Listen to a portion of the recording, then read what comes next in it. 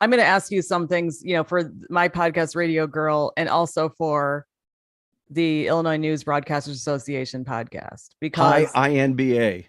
yes, INPA, yeah. And so what I usually ask people about is, writing advice, etc. But what are some gosh, okay, well, first of all, I talked to you 10 years ago, I think. Yes. I mean, and And we knew one another before that, of course, too. But yes, about 10 years ago, you and I met at the City Hall, in the City Council chambers, and you asked me a bunch of questions. yeah, and so since then, my gosh, you've done so much. I mean, 10 years have passed and you've done a lot of stuff. And I remember, well, where were you working back then when I last interviewed you? 10 years ago, I was at FM News Chicago, short-lived, but I found a tremendously fulfilling experiment in bringing all news radio to the FM dial, which, of course, WBBM shortly thereafter did as well for CBS's all news radio station. And Go ahead. and then what were you doing there?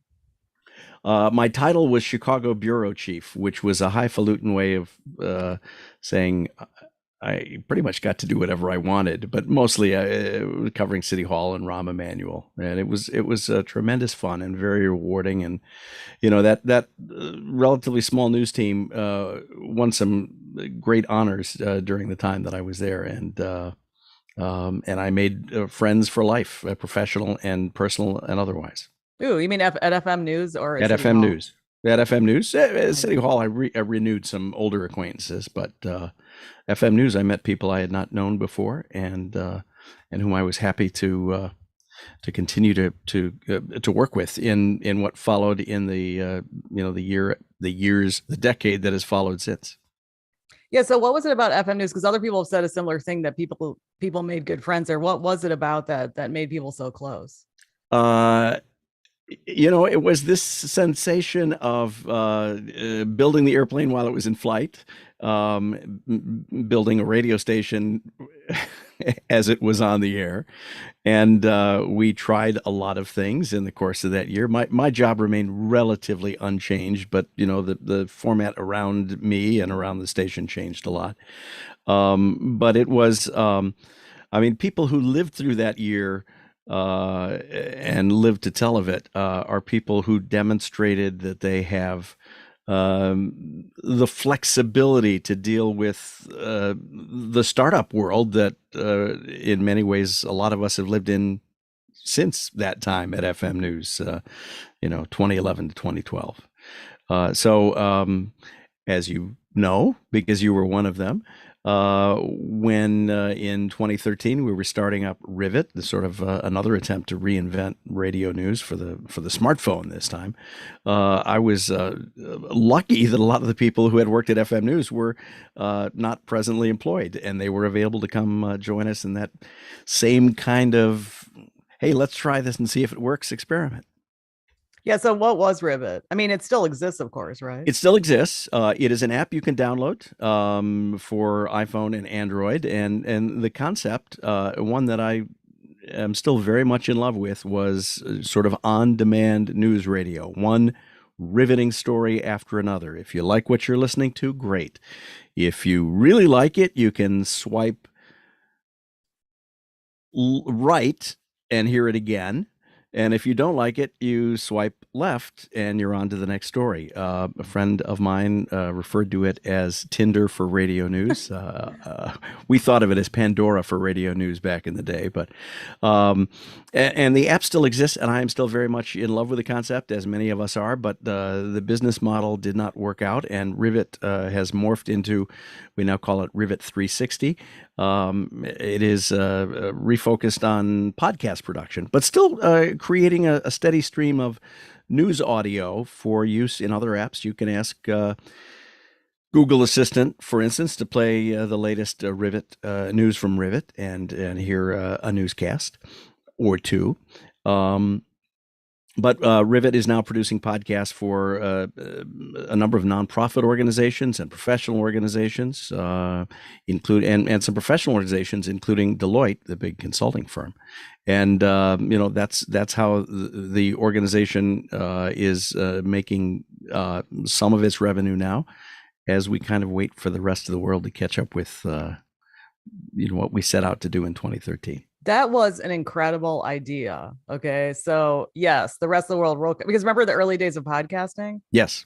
Not many people did it. So, and it was Yes. sort of hard to figure out. So, and now look at everybody's got one. Yep, and I'm always happy to brag that I, along with other members of the Rivet team, hold a patent for contextual, location-based delivery of audio content. The phone knows where you are, so we can give you a traffic report that is relevant to where you are with none of the stuff you don't need. We're not doing it now, but we demonstrated it could be done back then, and that's a service that awaits people when and if, I hope, someday we get back to the app.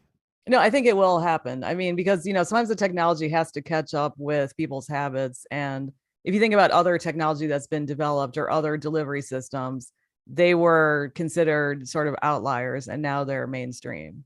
I mean, yeah, and a number of Rivet predated another number of apps that have become more successful, partly on the basis of their popularity, their audience before they launched their app. NPR, Odyssey, your colleagues at what used to be known as CBS Radio. Entercom, yeah. Entercom. I mean, well, it was Odyssey used to be Entercom, and then before that, CBS. Yeah, and Infinity at some point, I think. I need a map, but exactly. A number of organizations still don't get it. And I'm gonna pick on my friends at National Public Radio. When I hear one of their newscasts on my Google Nest Hub, for instance, if I ask for the latest news from NPR, the first words I hear are "live from NPR." It's not. Oh, sorry. Yeah. It's on demand. Yeah.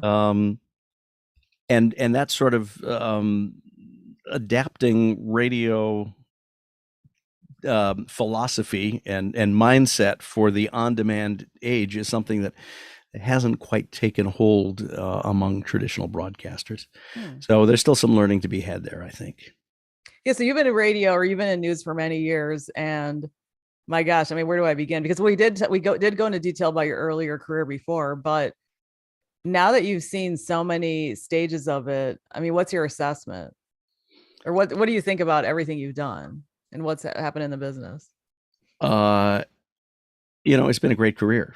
It's not over yet. I'm not hanging it up, but it has been a wonderful career. There is, and I think this, there is nothing like live radio. There is nothing like talking into a microphone or playing a song and knowing that you have, theoretically at least, thousands of people listening to you. Yeah. And yet it is not the way generations now are consuming audio. AM and FM, as sentimentally attached as I am, and as many people are to it is not the way, teenagers and young adults consume audio. The first thing many of them do when they get in the car is, if their car doesn't already have, smartphone-like technology, is they connect their phone to the radio or the audio in their car. And, the latest numbers I've seen suggest that, radio's audience among those generations is dwindling and fairly quickly. So, but that doesn't mean the end of the ability to communicate with lots and lots of people. It's just different now. And of course, live streams still can happen, as is happening for us now, right? People are theoretically watching us on Zoom. And are people watching us? Well, yeah, on Zoom. No, they're watching. Well, if they're watching us on, these are 5 places: Twitch, my Facebook page, my personal Facebook page, the Radiogirl Facebook page, and Twitter. All right. So people are watching us not on Zoom, but yeah. Okay. Yeah. We're communicating via Zoom. We're using Zoom as a vehicle. Good. See, you're so technologically advanced, Margaret. You've always been on the cutting edge. Well, it's funny you say that, because I do talk to younger people who do assume that older people, meaning older than maybe 35, don't have a clue. And often I'm helping them with stuff. So yeah. Well, some do, some don't. Some people are, lifelong learners, and some people aren't. I aim to be on the right side of that line. But obviously, in this case, I had to ask, how are people seeing us? It's been a wonderful career, and as I think I've said to you before, and I said to you a decade ago, I think this is a great time to get in the communications business, whether it's radio, audio, video, text, journalism, straight ahead news. Because there are so many more ways to reach an audience. You don't have to, as I've said for decades now, suck up to the owner of an FCC license or the owner of a printing press. One person, in my case, sitting at a desk in the attic, can communicate with thousands of people daily, as I do with my daily email news briefing, which I think of as a newscast, but it's text, Chicago Public Square. What I'm doing with that is demonstrating the power of one person to build an audience of his, her, or their own, and communicate with that audience however you want, whether it's a series of podcasts, which I have at Chicago Public Square, or whether it's a daily email news briefing, or whether it's cartoons or photographs or podcasts or whatever. Okay, so can you explain what you are doing, that current project? Well, let me back up and say I'm still Vice President of Editorial and Development at Rivet, which is a fancy title that means I am the haranguer in chief, and I'm of counsel and let people know when I think things can sound better or make connections that help the business grow. Chicago Public Square, which I started in 2017, is a daily email news briefing, very much like what I did at the Chicago Tribune for 11 years. I joined the Tribune when they were just getting ready to start using email to communicate with people, which I have to say is something that we did. I guess I mentioned this 10 years ago. I did at WNUA in the 90s. We had an AOL account, and we offered to email listeners the full text of wire service stories that we'd contracted to 20 seconds on the radio. But I did that for 10 years at the Tribune, launched their email news program, and the idea that here's what's happening in an email news briefing that comes to you once a day, but could theoretically come to you 2 or 3 times a day or once an hour. If, a news organization wanted the analog to the hourly newscast, they could send out an hourly email. I do it every day, 10 o'clock, chicagopublicsquare.com. It's free. It's as much as anything. First of all, it's compulsive behavior on my part. I mean, that's been my career, is looking around the world, whether it's once an hour on the radio or once a day in the digital world, and saying, what do people need to know? Here's what you need to know. In email, it's a series of links. But the idea is, here's what I think you should know at 10 o'clock on weekday mornings. And the joy of what I do with my compulsive behavior is I can point to anyone anywhere who's doing anything interesting, anything relevant to Chicago. Not necessarily in Chicago, although certainly that's most of it. But, as any good newscast would do, national and international news that is relevant or would resonate with Chicago audiences.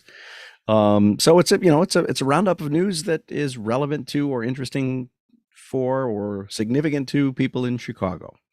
And I'm doing it to demonstrate that anybody could do this with any subject matter, whether it's nuclear physics or ultimate frisbee. You can use Google News, for instance, one of the tools that I use to send you email news alerts when that subject is in the news. And then you can put it in context along with other similar items or items about the similar subject matter. In my case, it's news of and for Chicago.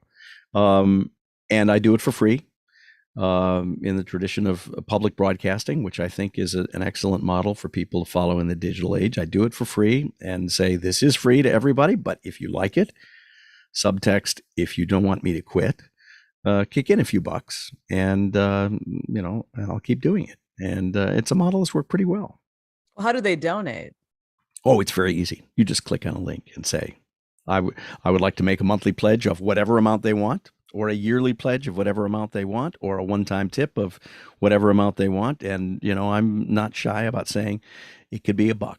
I'm happy to take $1 if that's, what's this worth to you to get it every weekday at 10 o'clock? Do you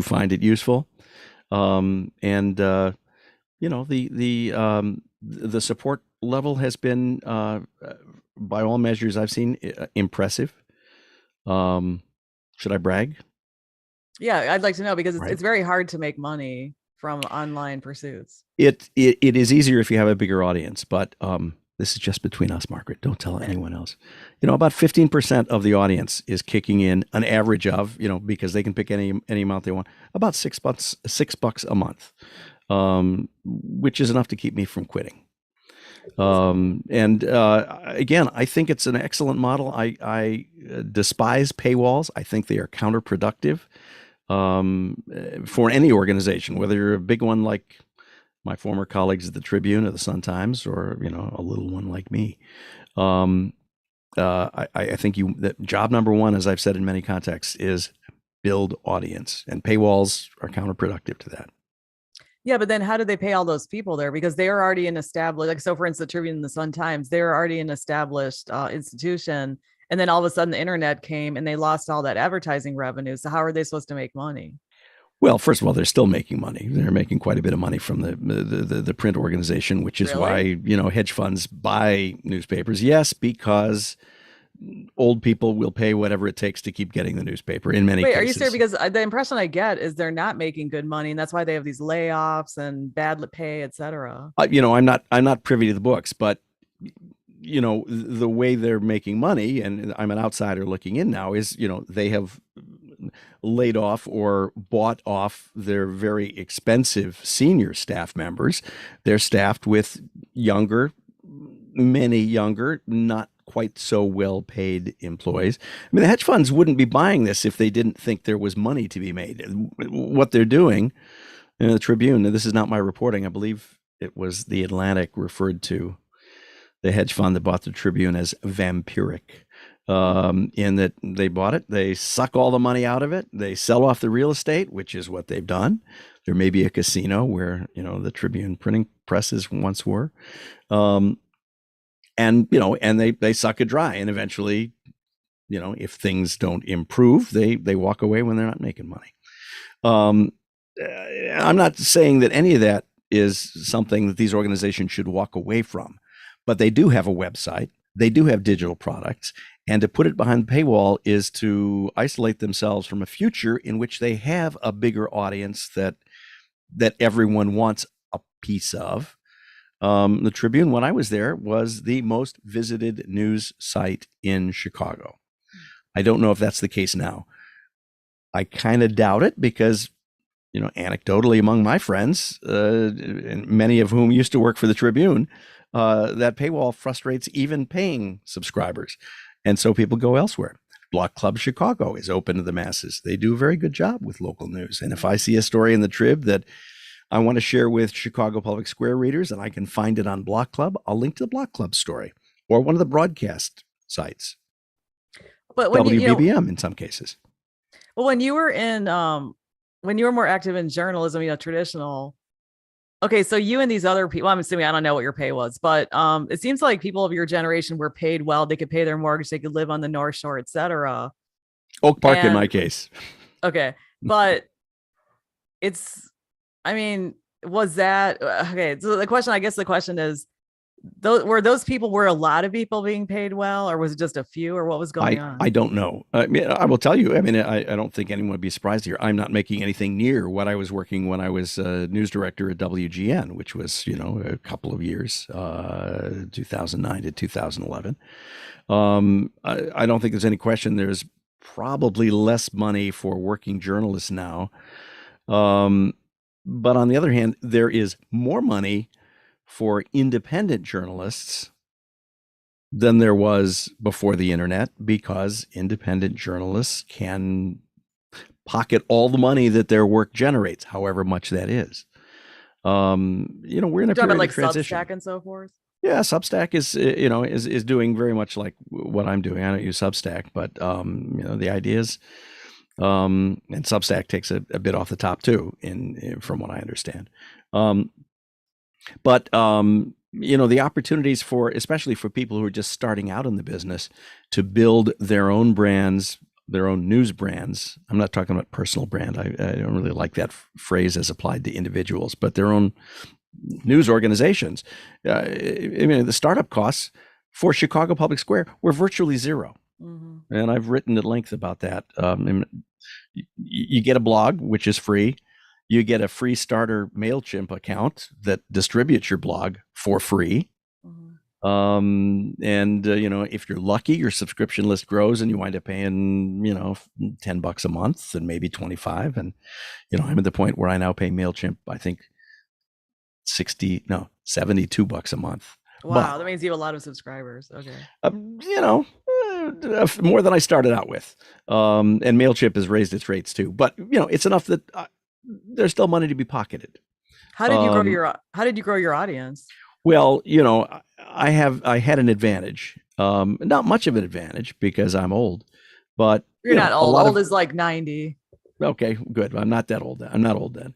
But I had a lot of Facebook friends. When I worked at the Tribune, it wasn't exactly a mandate, but we were encouraged: get on Facebook, get on Twitter. That's where the audience is. So, from that and my 20 plus years in traditional radio news, I had a lot of friends on Facebook and Twitter. And so when I said, "Hey, I'm doing this new thing, sign up for free," in the course of a few months, I had, several hundred readers. I didn't ask for money until after I'd done this for a year, by the way. So that was a luxury that I recognize not a lot of people have. But on the other hand, if people are in forced unemployment, then they do have that time to, begin a project like this. Well, let's see, where was I? I was asking, you're talking about growing your audience. Yeah. Well, if you have a lot, when I talk to students, I tell them job number one, job zero, actually, before you start anything, is get a lot of friends, digital friends, real life friends, people that you can, encourage to see what you're doing. And that's, my first subscribers came because I announced on Facebook, I'm doing a thing. And then the other aspect to it is, ask your friends to be your promoters. And in my case, I'm lucky. But again, this is not a unique thing that, some of my friends have big audiences of their own. Justin Kaufman, who was on WGN radio at the time, I said, I'm going to do this thing. You want to talk about it? And I think he invited me on the show, and I said, coincidentally, I'm getting ready to launch this thing. So I went on WGN and talked about it, and that brought in, I think several dozen subscribers. One of the biggest boosts in circulation came when Ben Joravsky at the Reader wrote about a piece I had written explaining that someone had quit subscribing to Chicago Public Square. That this person, and the quote was, "Too far left for me. I've unsubscribed." Well, what kind of sources? Do you use different kinds of sources? I do. Tribune sometimes, Washington Post, New York Times, Vox, The Atlantic, sometimes Fox News, local television. Anywhere that there is anything that's interesting. Anyway, do you go to Fox News and Washington Times and? No, I don't go to the Washington Review Examiner. No, I generally stay away from them unless they have something that, in context, makes sense. As a rule, I stay away from, except for citations that provide that context. I shy away from sources whose credibility is questionable. Okay. And how do you judge the credibility? How do you assess the credibility? Without a specific example, it's hard to say, but, over the course of time, if reports by a media organization have been discredited by credible reporters or people that I know personally or by reputation to be credible, then those sources become incredible. And of course, there are a number of NewsGuard is one of the rating services that is staffed in part by former colleagues of yours and mine at the Tribune and at Rivet. and at FM News. It's a source, it's a plugin for your browser that will tell you you're on a site that has a history of not being fair, that does not verify its facts, that republishes lies or untruths without context. PolitiFact, of course, is another well-known site that is pretty good at discrediting sources that don't deserve credit. Yeah, I was going to mention USA Today has a really good fact check situation. So let's say there's a big story out there. You can go to USA Today and they'll say, okay, this is what it says out there. This is what we've researched. This is the conclusion. But that's ironic because then recently somebody was busted there who made up a bunch of stories or a bunch of sources, and you know what I'm talking about? And Yeah, even on USA Today, if you go to the site, they even list like over 20 stories that the person lied about. You know, I do teach and lecture occasionally about, I don't like this phrase, fake news, because it's an oxymoron. News is stuff that happened. If it's fake, it's not news. If it's news, it's not fake. But one of the things that I tell people to look for when they look to judge the credibility of a news source is, do they run corrections? You know, at the bottom of Chicago Public Square on the web and in email, it says corrections. Send it to us. I love getting corrections. I have friends in the business who hate it. I got someone today who told me I had the word made, M-A-D-E, instead of M-A-T-E, and this reader was very apologetic. Seems kind of small. And I wrote back, as I write back to readers in general, and say, I love getting corrections. I love knowing that I have readers who pay such attention to what I'm doing, which is a gift. And I love readers who think it's worth the time to let me know that I've done something wrong and give me a chance to fix it. I think that's a fundamental trait of good journalism, and not enough websites do that. And I'm looking at you, local television news websites, where it's almost impossible on many of them to find a place to say, send us corrections or contact us. Good point. Yeah. Broadcasting has historically not been good. Back in my day on the radio at WXRT and WNUA, I was compulsive, probably to the dismay of some of my program directors, about if I made a mistake or mispronounced the name or got a fact wrong in one newscast, and someone was kind enough to let me know about it, I would come on the next newscast and say, correcting something we said in our last newscast. Wow. The word, I remember one where I talked about the departing Russian president's pregnancy. That was his presidency. But I learned early on the radio that the word is pronounced mausoleum, not mausoleum. Right. So lots of mistakes that have stuck with me over the years, and if I'm lucky, people call me on it. So are you saying that it sounds like it sort of fits your personality? So you would say you are sort of obsessive about information and so forth? Yes, I think I would say that. I'm obsessive about getting things right and acknowledging mistakes. Although my wife might tell you I'm not quite as good at that as I like to think I am. But I mean, have you, because I'm just wondering, you know, when you're the fact that you started this because you wanted to look things up, and I'm just thinking there are a lot of aggregating websites. So how did you know that this was needed around here? Well, it's the story I've told many times, but I started in January 2017. And a longtime friend, someone I'd known since she was in high school and I was working at WXRT, wrote to me and said, this is the beginning of the Trump administration. There is so much news happening everywhere.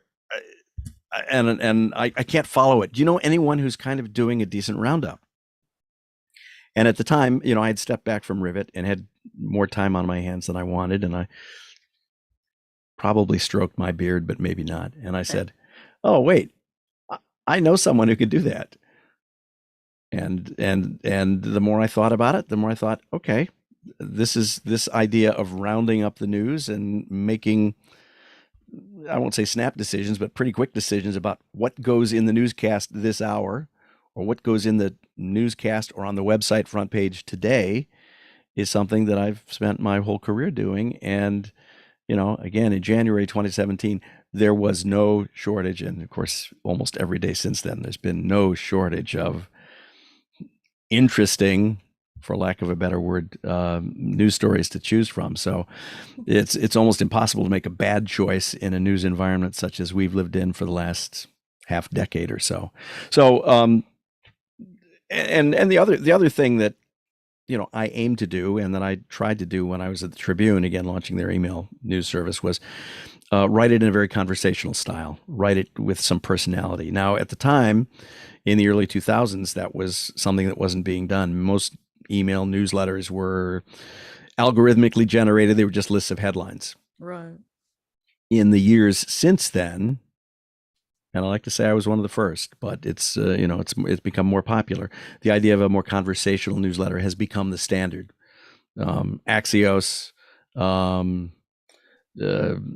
Politico, and they all do a very good job of it. But locally, I mean, even in 2017, it was not being done well, I think, by a lot of local news organizations. Again, they've all begun to catch up a little bit. None of them, I think, are quite as dense or as broad in scope as Chicago Public Square.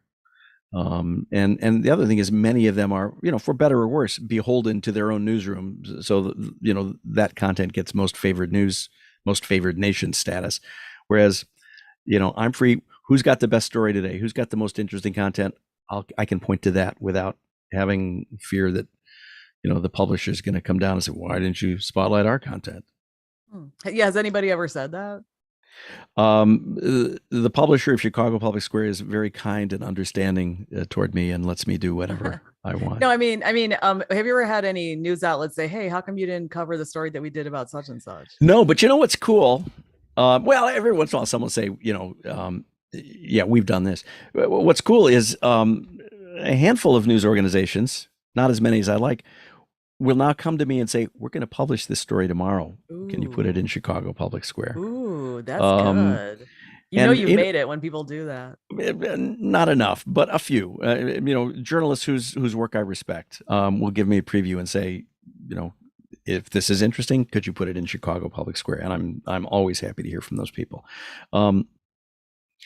The other thing that can happen, doesn't happen as much as I'd like, used to happen at the Tribune when I was doing email, and back when the internet team was kind of the back end of the news organization and regarded as such. We learned that, a couple of nice words whispered in the ear of a print staffer, like, hey, we hear, this story is doing very well on the internet. If you were to write a column about it, we think it would get a lot of traffic. That sort of influence could, early on was felt by the print staff at a time when many of the higher ups were not particularly interested in paying any attention to the internet.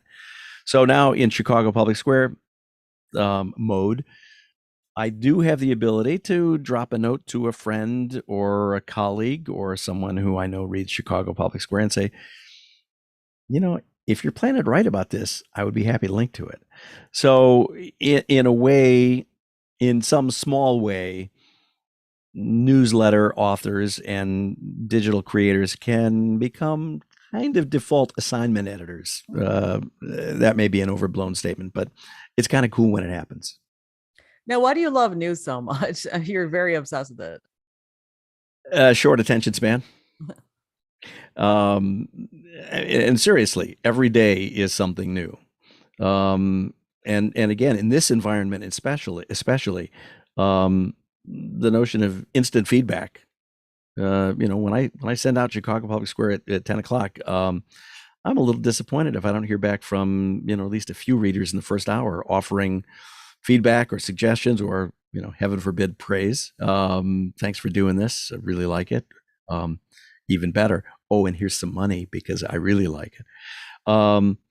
But the other thing is, I think the thing that first drew me to journalism is when you're a reporter, and you know this, Margaret, you basically have a license to talk to anyone, anywhere, or at least. Well, I'm not a reporter, but go ahead. Well, you're a journalist in a newsroom, and if you have a desire to get an answer about something, either you or one of your colleagues could call and ask the governor the governor's office, the mayor's office, the senator's office, the corporation CEO of any company in the world.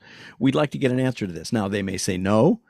They may shunt you off to, their public affairs office or whatever. But the idea that you have a license to ask a question of anybody anywhere is pretty cool. I was gonna say, something just popped up on my computer. It was something from the Wall Street Journal, but how about the fact now they charge for their content, and I think they're doing pretty well. And Crane's charges for their content. So what do you think about?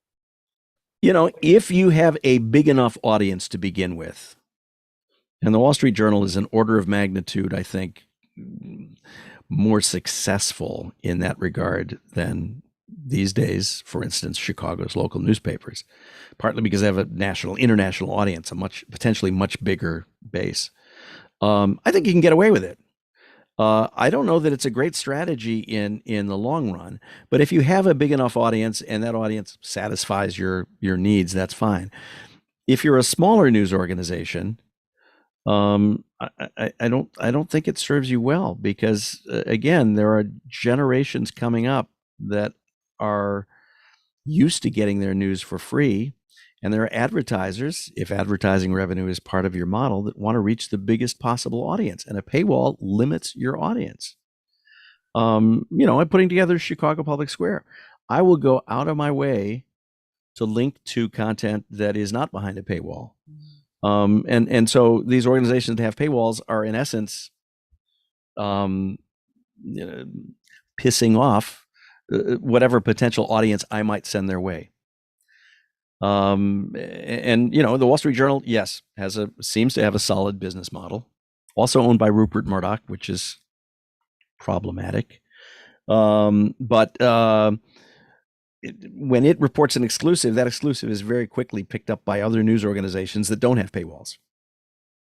Yeah, I was gonna say that. Okay, so you're mentioning, I don't even know the guy, obviously. I don't even know. I think I forgot what he looks like, but sometimes people say, okay, well, these people have this agenda and they're doing this kind of thing. But then I see the other side. And my personal opinion is that since Watergate, okay, so people saw these guys, break this news story and then they became, well known and so forth. So I think people coming up said, okay, what's my Watergate? I want to become notable. And then it became some journalism is sort of activist. Like you read the article and you think, well, they only have one side here.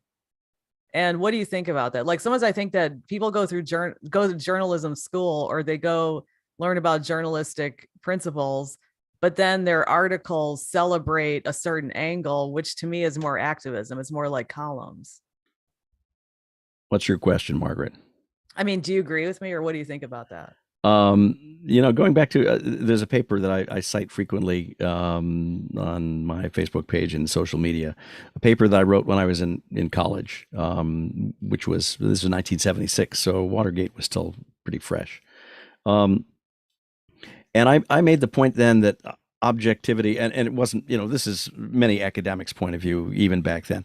Objectivity this isn't my phrase, but it's a business imperative that somehow morphed into an ethical imperative.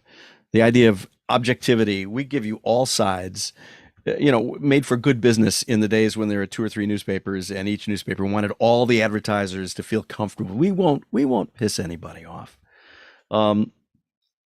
But especially at a time like this, when we have players on the public stage who clearly are lying, those lies need to be called out.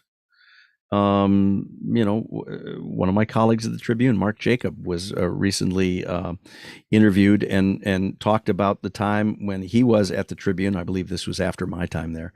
And he was told not to use the word lie to refer to statements made by then President Trump, when they clearly were lies. And the result of not enough news organizations calling out lies when they are clearly lies, when they are told by someone who's been told repeatedly what you're saying isn't true and been shown proof that that thing isn't true, and yet they still say it, that's dangerous journalism.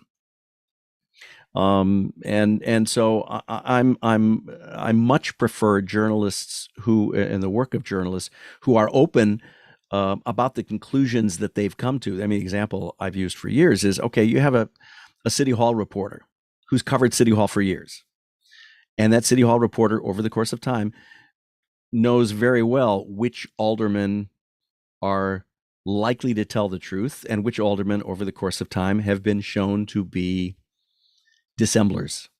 A reporter who presents a statement by one of those untrustworthy older people, or older creatures, as Mike Royko used to call them, and does not say, "Oh, and by the way, this alderman has a history of lying," is doing a disservice to that reporter's audience. I don't know if you see that as biased or not, but I see that as truth-telling. I see that as context, valuable expertise gathered by a reporter that reporter should be free to share freely. And clearly, that was not done enough over the last half decade. And I might argue it really hasn't been done enough over the course of many, many decades, dating back to Watergate and before, because reporters rub the mind of, well, it's the right way to cover journalism is we have a liar over here and we have a truth teller over here. We'll just put the two quotes out there. Equal time. Our job's done. Mm-hmm. That is not good journalism. That is not good for democracy. It hasn't been good for America. Yeah, and you think about academia, because if somebody makes a statement, you have to write the source. You have to put the citation. So, for instance, if you say, "Okay, so and so said this," and then you do a footnote, and or you do a citation number like 1 or whatever, and then you say "see such and such," and then, but of course, journalism's not. We're not in academia, but that's usually what you do. Well, that's the joy of hyperlinking. Yeah. I made a reference the other day to Congresswoman Mary Miller, and I referred to her as Mary (parentheses) Hitler was right, close parentheses, Miller, and I hyperlinked Hitler was right to reporting on her history of praising Adolf Hitler. And you might some people might say, Meyerson, that's biased reporting. I consider that accurate context provided for my audience so that they know the most salient news about Mary Miller when I write about her. Yeah, in the early days of the internet, it was developed by people who were educated. So it essentially was hyperlinks that were like academia, because they would say, okay, you're rising to the top of the search result. This is before people gamed it. I don't know if you remember the beginning of the internet. The beginning of the internet was not creepy like it is now and sleazy, but it was sort of like, it's sort of like, hey, look at this. Okay, this is cool, because people were linking to it just like academia. So it was nerdy. Right. But yeah, I mean, I teach at Columbia and I tell the students what the beginning of the internet was like. And, those early years, which is... You're too young to remember the beginning of the internet. The beginning of the internet goes back to the 50s and 60s. Okay, yeah, that's real early. I'm talking about the beginning of commercial, when in the 90s, yeah. Yeah, early 90s. But okay, but the thing is, okay, so you said you also do a podcast? Yeah, the nice thing about what I do, and I think about anyone who's creating content in the digital era, is if something is best communicated in audio, it can be audio. If it's best communicated as an image, it can be an image. If it's best communicated as video, it can be video. So yes, I've done a series of interviews, periodic, not regular. And we've cut back in the pandemic. I've cut back in the pandemic, but some of the shows I've been doing with Rivet. Last year we did a series of I call them jointly produced podcasts, Chicago Media Talks, for Rivet 360 and for Chicago Public Square. You can experience those by going to podcasts.chicagopublicsquare.com. Interviews with people in Chicago media, very much like Radiogirl. You were there first. We interviewed. In my mind today, because the R. Kelly story is in the news, we interviewed Jim DeRogatis, who is the reporter who trailblazed coverage of one of the reporters who did the pioneering coverage of R. Kelly's crimes. So that's a series, and we are relaunching it this summer. More to come. So it'll be a series of maybe half a dozen podcasts, interviews with significant figures in Chicago media, co-hosted with my friend Sheila Solomon, who I worked with at the Tribune, and whom we're honored to have on the team at Rivet too. Oh yeah, I saw her on the street maybe over a year ago, and yeah, I remember. Sheila is Sheila knows everybody in Chicago journalism and in national journalism, and it's just a wonderful resource. So we've been very lucky to have her on our team as a consultant and as a talent scout, and now as a co-host of this podcast. Yeah, I remember talking to her when I was at Rivet, and she was so interesting and so gracious. And actually, she and I went to a lecture together. And she's one of those people that a lot of people should get to know if they don't know her already. So. Sheila Solomon. Yes, I agree. So now another thing is, I know that you're really into a certain kind of writing. Okay, one time there was a sportscaster and their writing was so dang good. This was at WGN. I think they were filling in or something. I said, wow, your sportscasts are so good. And she credited you for helping her to write better. Oh my gosh, I forgot her name, but she ended up on the Golf Channel eventually. But how does somebody write a good story? You have another hour? Tips you have? You have another hour, Margaret? Well, the job, I think there are two things that and you've probably heard me say these. One is you should aim to write things that when read don't sound like they were written and don't sound like they're being read. They should sound natural and conversational. And that's easier said than done. And it's a skill polished over the years by recording yourself, listening back to yourself. I mean, for me in my daily radio news days, it was, I would drive home and listen to all of the newscasts I did that morning. And often with the windows rolled up, I would curse myself. Charlie, you stupid. I can't believe you did that. And, over the course of time, that sort of critical listening to ourselves makes us better, I think, I hope. But the other thing is you start with the most interesting words. Every story, and it's more important than ever in the digital era when people can swipe. They can move on to the next story or change to a different podcast or whatever they want. But there is no time to waste in intriguing your audience. And that's true in text. It begins with headlines, begins with the first paragraph of a newspaper story. And it's certainly true in audio. And in video, of course, a stunning image can help as well. But in audio, it's the first words.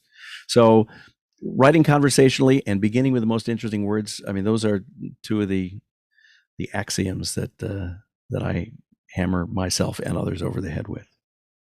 And then the first few words, and then how long do you think stories should be if you're talking about broadcasting or podcasting or whatever? Well, in the digital age, my answer is as long as it's interesting, as long as you are interested in the story yourself, and as long as you think the audience will listen. One of the things we had at Rivet, and we turned it off as the business model has evolved, but I loved it.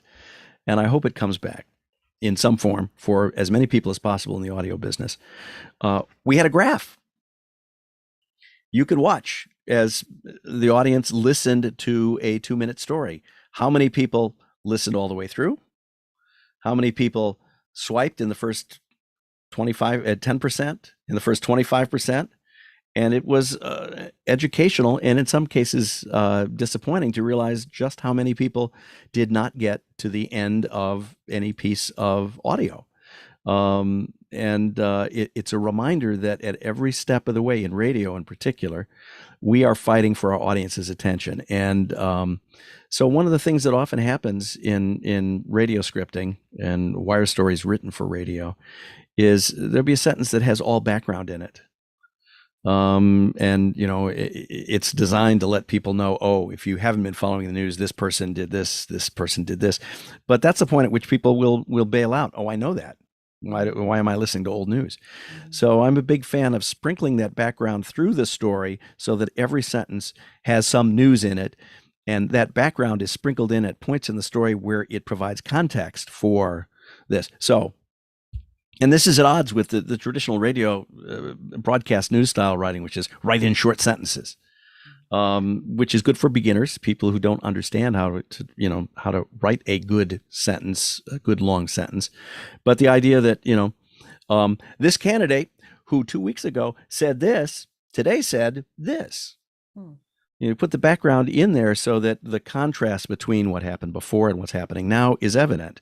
The more traditional way of doing it is, such and such candidate said this today, and then blah, blah, blah. And then, 2 weeks ago, the candidate said this, and there's a sentence with all background. So that's another flaw that I hear in audio stories.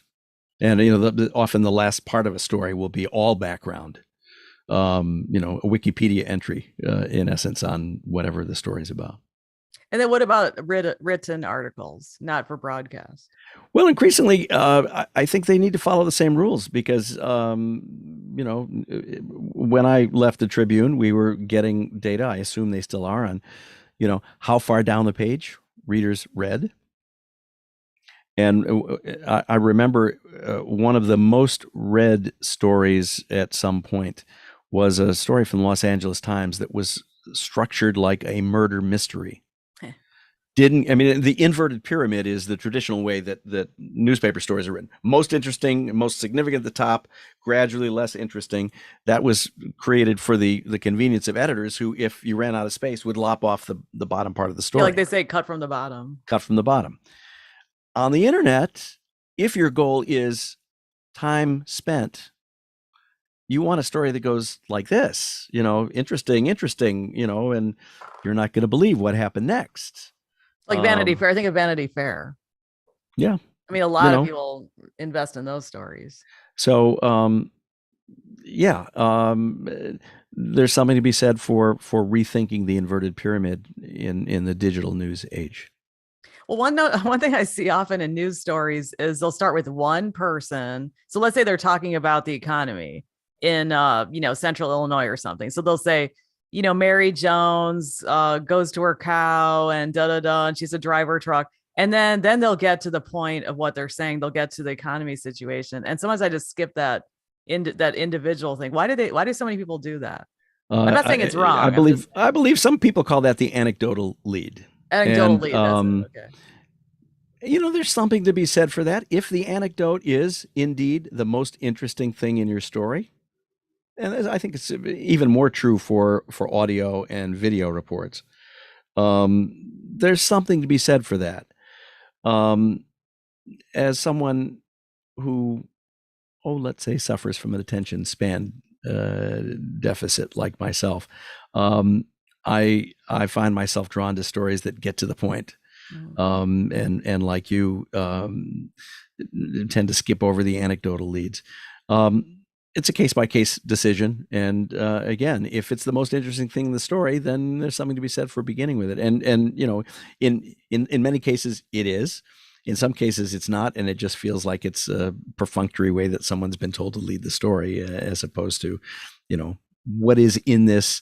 It's very important to remember what is in this for your audience. What is in this for you, the listener, you, the reader, you, the viewer, and to get to that as quickly as possible, because we learn this in the digital age. People are fundamentally selfish consumers of information.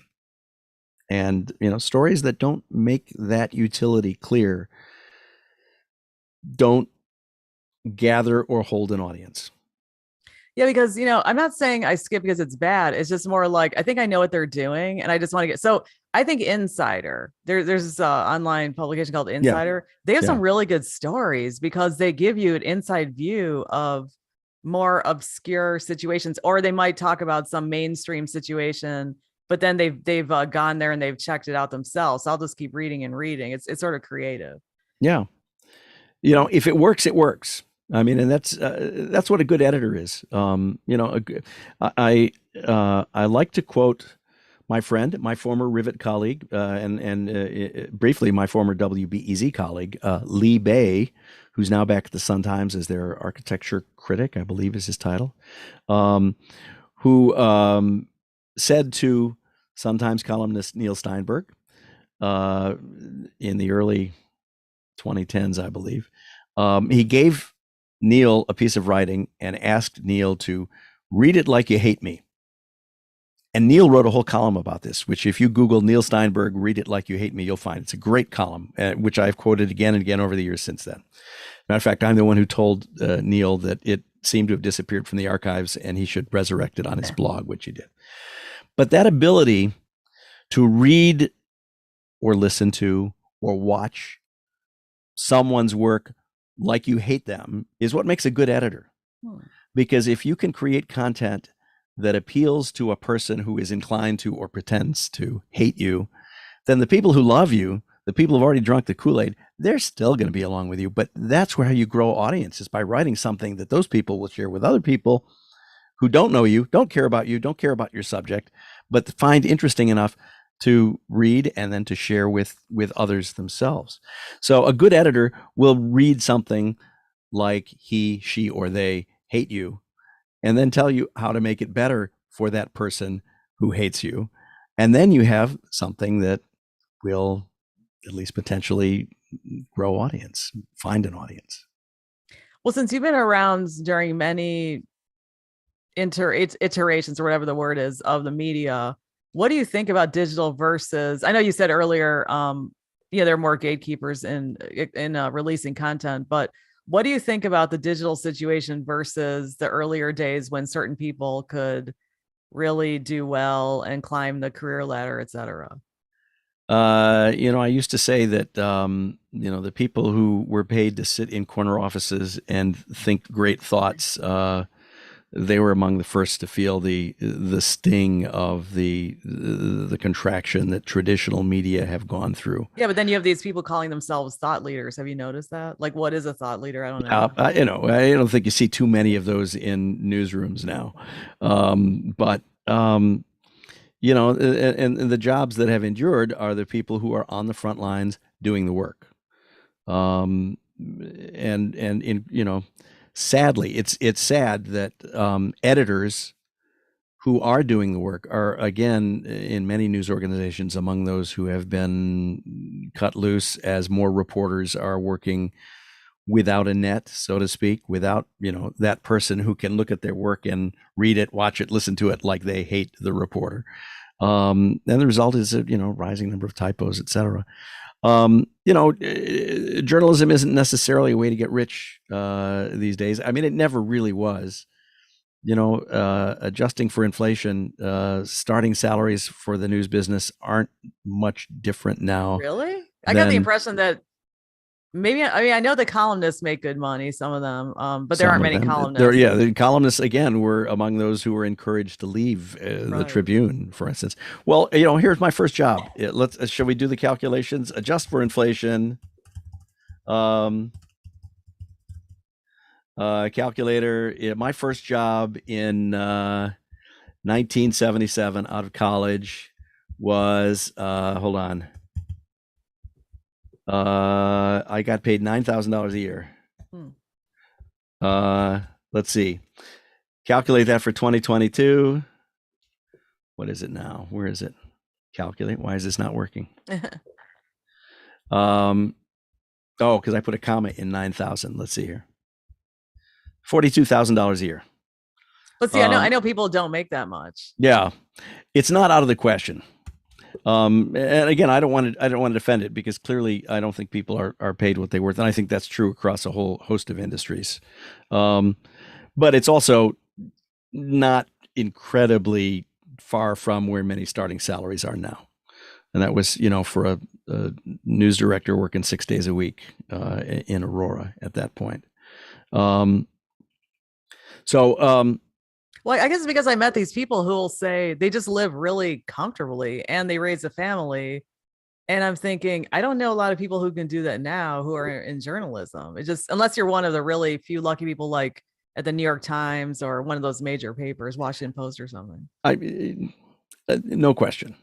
Um, And then I and see some people entering the business. I mean, I don't work in a newspaper, but um that they didn't have to go through these smaller outlets. Well, no, it does happen in newspapers too. They didn't have to go through the smaller outlets to get where they are. So they're graduating from Medill, or some of them haven't even graduated yet, and they're already being Medill, offered, Medill.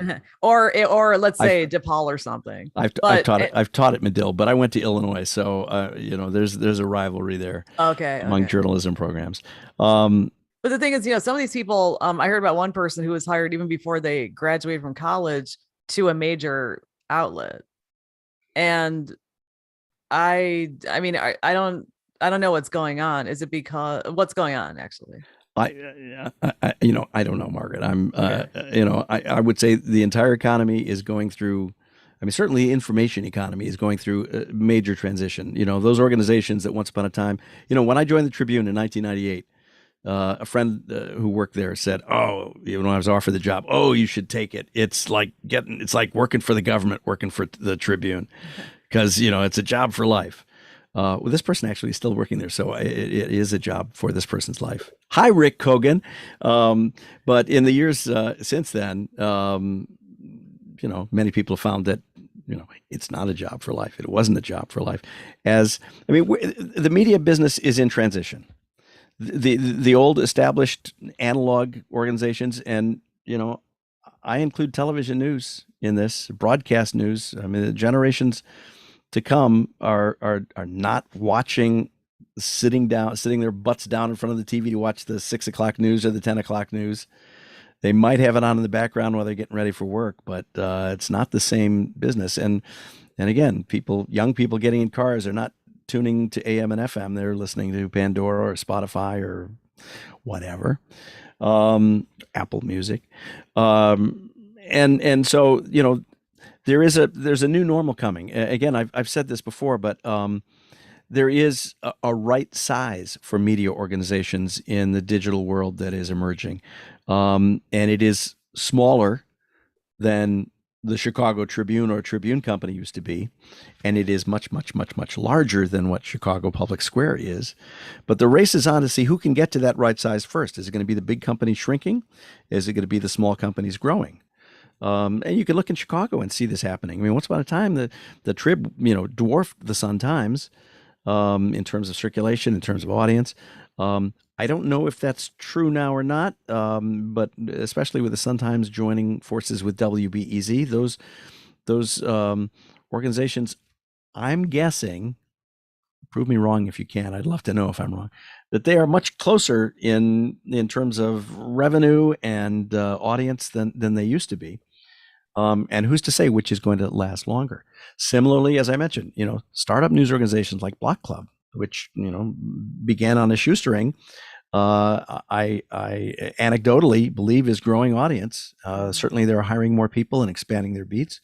Yeah, isn't that similar? Didn't those people come from DNA Info, which was DNA Info, that's right, which was unceremoniously cut loose by a member of the Ricketts family because they unionized basically. That apparently seems to be the case. You can hear our interview with the founders of one of the founders of Block Club on the Chicago Public Square podcast page. If you go to podcast.chicagopublicsquare.com, you can hear that. Seamus Toomey talking about the origins of Block Club and the demise of DNA Info. And then what kind of advice, what you're saying is sort of similar to what you said some years ago about you're pretty positive about what's going on, but what kind of advice do you have for people who want to go into media and journalism? Let me say this. I know, here's an example. Like, for instance, I know people who are very passionate about their little area, like their suburb or whatever, and they really want to be local reporters, but they need a day job and they don't want to do something for nothing, for instance. Well, if they do it well, and I've said this before, Chicago Public Square is, as much as anything, a model for what I think others can do with other beats. And in fact, I have, going back to the early 2000s, I encouraged some friends who were in a suburb of Chicago to do just what I've done with Chicago Public Square and what others are doing now in their suburbs. and cover their suburbs relentlessly with an email newsletter of whatever frequency they can muster. If they have another job, do it once a week. If they're unemployed, temporarily or otherwise, why not do it with your idle time when you're not sending out resumes or going to lunch with people? Why not start up an email newsletter for free, as I've done with Chicago Public Square? It might become a thing.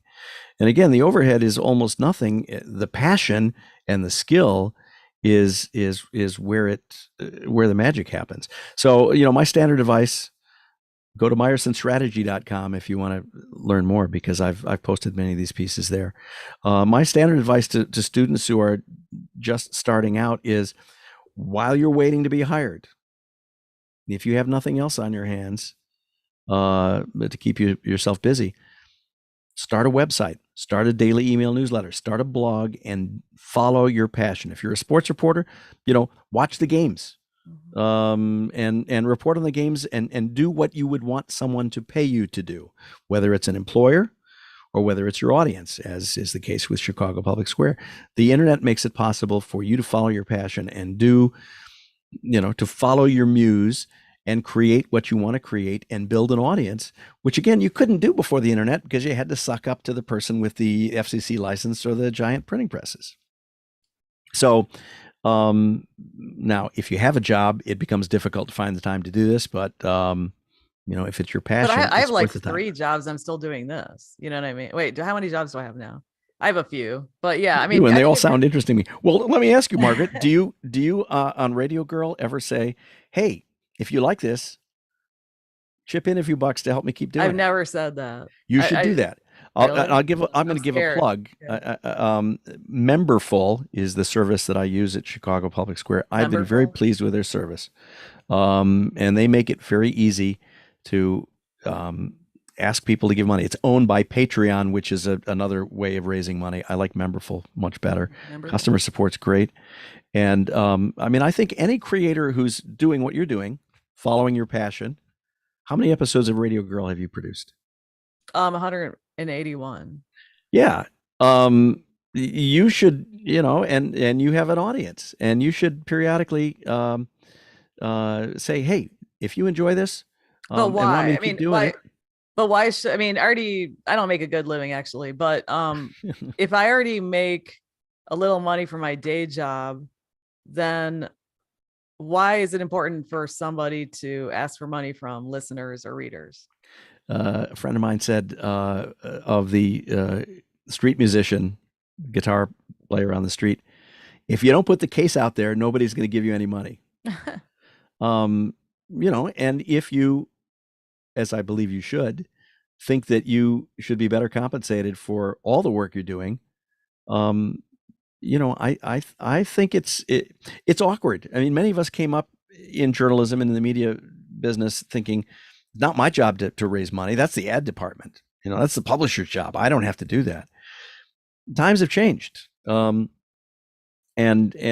we as communicators have a much more direct relationship with our audience than was ever possible before the internet. And, if we collectively believe in the work we're doing and believe there is value in the work we're doing, in Chicago Public Square, it takes me time to decide what news my readers might find interesting. It's not something that just happens automatically. It has a soul behind it, mine in this case. And, it began by asking readers, do you think this is worth anything? Subtext, should I quit? Mm-hmm. I was gratified when the number of people said, yeah, you know what? It's worthwhile. Here's some money. Mm-hmm. It costs you virtually nothing to ask. And if you find that, nobody's giving you any money, well, maybe that's a clue that there might be other things you could do with your time. I don't think that'll be the case. If after the first 30 seconds or so of the opening of a show, you say, I'm going to get to my interview with this wonderful person. But before we do, I want you to know that it takes time to produce these things. And I would love if you kicked a few cents into the kitty to keep this series going. Now here's the interview. Yeah, it's not just time, because actually to do the live stream, I had to spend money on professional Zoom and on Restream Pro. Yeah.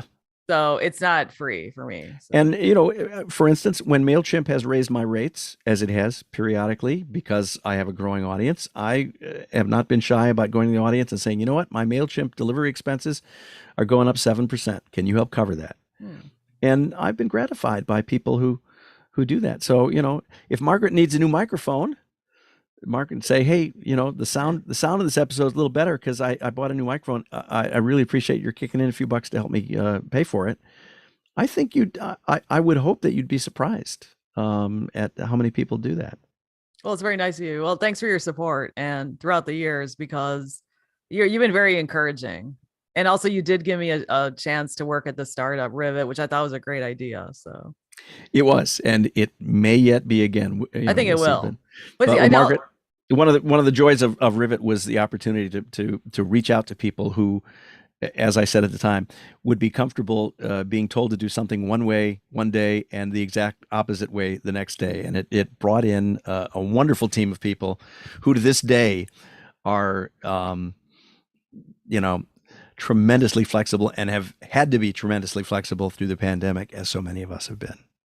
Yeah. And I think it's also because maybe you looked at my LinkedIn and you saw so much writing going on, because I've been writing for many years. So, but you gave me a chance to write more for broadcast. So, but yeah, it was really, I think it's a great idea. So I think in the future we are going to see, because we've seen this before where somebody invented something and then the second wave came. Okay. Famous example, the Weather Channel. Yep.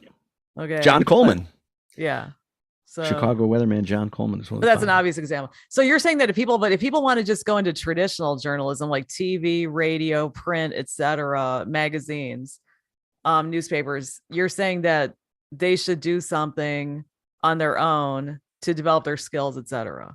While you're waiting to be hired for the job you want, do the job you want, create the job you want for yourself on the internet, in a blog.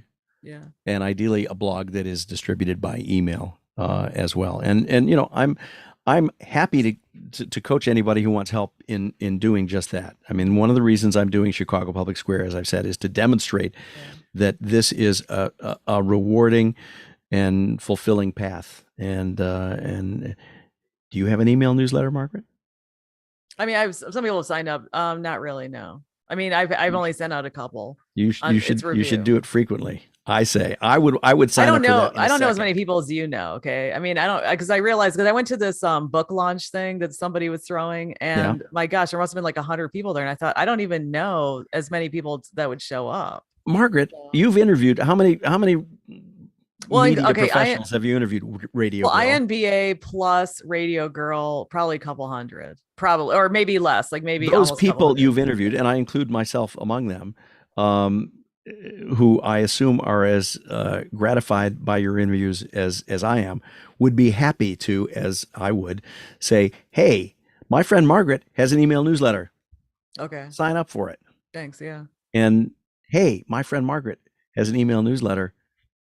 Kick some money in the kitty to help her out. Thank you. Yeah, maybe I can make back the money. Because I can make that money I pay. Yeah, I could make back the money I spent to do this live stream. But yeah, thank you so much. That's good advice. Yeah. I and is it going to help you pay the mortgage? Maybe not, but you might be able to. I like to say I don't have to beg my wife for lunch money anymore. Right, of course. Yeah. Or if you want to get cigars, as Dick K said. No cigars. I do not know. Smoking is bad. I will not. But Dick K was saying when he was on CPT, I interviewed him a long time ago, and he said, it's cigar money, but whatever, it's fun. Yeah, he should not have been wasting his money on cigars.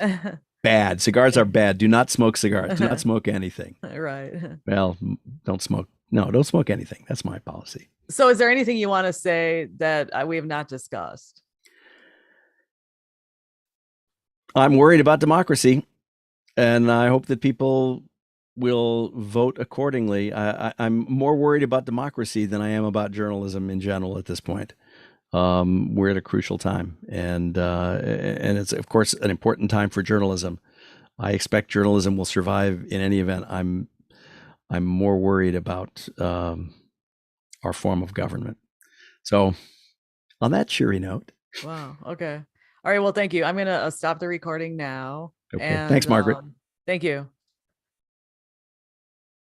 And I will stop the. Okay.